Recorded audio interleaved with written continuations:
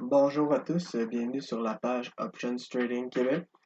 Euh, Aujourd'hui, en fait, on va voir ensemble le Color Spread. Avant de commencer, je vais faire ma petite mise en garde que je fais comme à chaque vidéo, euh, selon laquelle, en fait, moi, je vous dis que je suis pas certifié. Et en fait, je peux pas être tenu responsable si vous faites des pertes dans vos portefeuilles. Parce que vous avez essayé quelque chose que j'ai présenté dans mes vidéos. Je peux pas être tenu responsable là, pour aucune de vos pertes. Bref, pour ce qui est du color spread, bon, là, j'ai déjà fait de la stratégie d'avance, comme ça, je vous épargne le fait que j'aille chercher les primes et que ça soit un long, mais je vais quand même aller les chercher rapidement avec vous.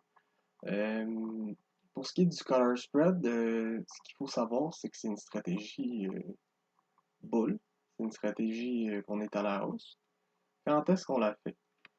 Quand est-ce qu'on la fait? On peut la faire, on la fait quand on pense que on a un titre, on possède le titre, on pense que le marché, on est en période d'incertitude, on pense que le marché va planter, va crasher, mais on veut quand même profiter peut-être d'une montée de titre. Et on veut garder le titre pour X raisons, parce qu'il donne des dividendes, ou on l'aime, puis on pense qu'il va remonter. On veut se protéger de manière momentanée.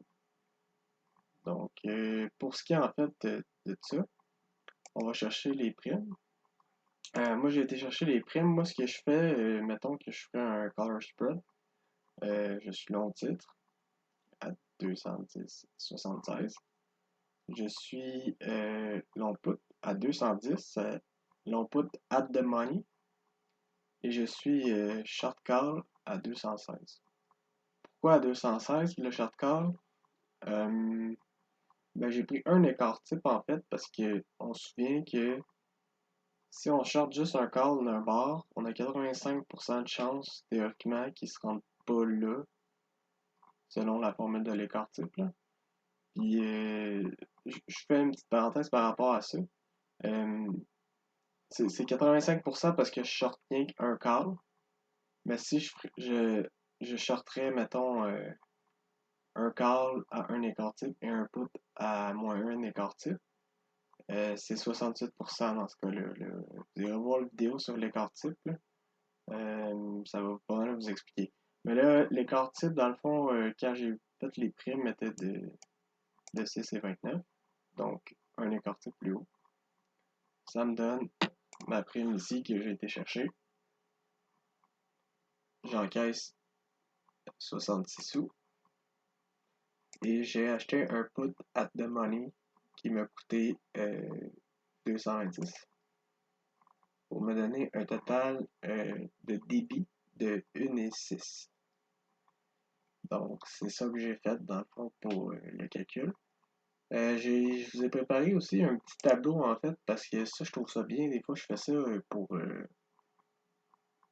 quand j'apprends une nouvelle stratégie, je fais ça parce que ça m'aide à visualiser quand est-ce que je perds l'argent, quand est-ce que j'en fais, peu importe là.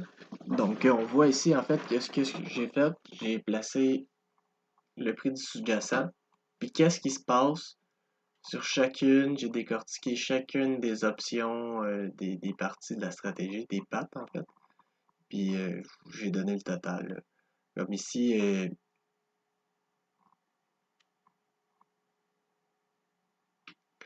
ici, en fait, pardon, j'ai comme eu un petit bug.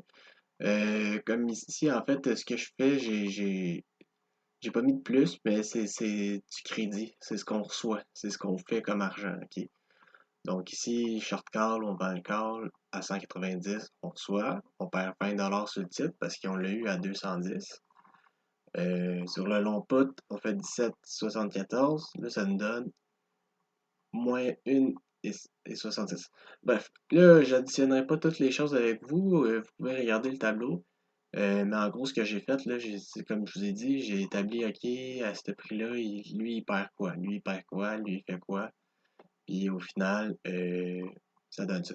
Puis ce que ça nous dit, ce qui est bien, ça nous dit, ça nous démontre en fait que la stratégie, elle a une perte limitée, puis des profits limités à un certain point. Donc, ce qui nous donne un graphique de stratégie comme les spreads, comme le spread à crédit, comme le spread à débit, perte limitée, profit illimité.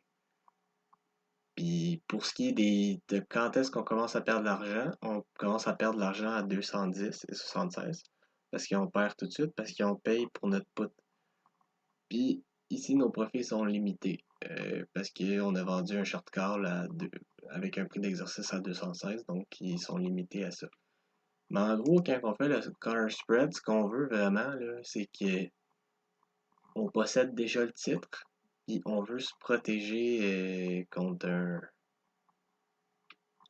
une baisse, on veut garder nos dividendes, on veut se protéger contre, c'est comme la baisse, là, comme je viens de le dire, mais on l'aime ou peu importe. C'est vraiment pour ça. Puis le short call, lui, on le vend parce qu'on pense que ça va descendre, mais on n'est pas sûr. Donc on vend le short call. Le short call, lui, va venir servir à financer le long put. Donc, ce qu'on peut faire, si on est vraiment sûr que ça descend, mais qu'on veut quand même garder le titre, si on fait un color spread, il y a d'autres options sinon. Mais ce qu'on peut faire, on peut, notre short call, vendez-le. Là, dans ce cas-ci, je sais, c'est vraiment étrange. C'est pas mal la même capture que j'utilise pour toutes mes vidéos, mais habituellement, les calls sont plus chers que les puts sont plus chers que les calls. Donc, je sais pas pourquoi, c'est vraiment bizarre, mais vous venez vendre un call at the money ou peu importe pour financer votre put. Ben là, c'est sûr que vous faites pas d'argent de quelque façon, mais vous êtes protégé en cas de baisse. Donc, c'est tout. C'est tout pour le color spread. Si vous avez des questions, vous pouvez m'envoyer un message. Sinon, je vous invite à mettre un j'aime si vous avez aimé la vidéo. Et en fait, on se revoit dans une prochaine vidéo. Donc, je vous souhaite de passer une bonne journée et faites attention à vous. À la prochaine.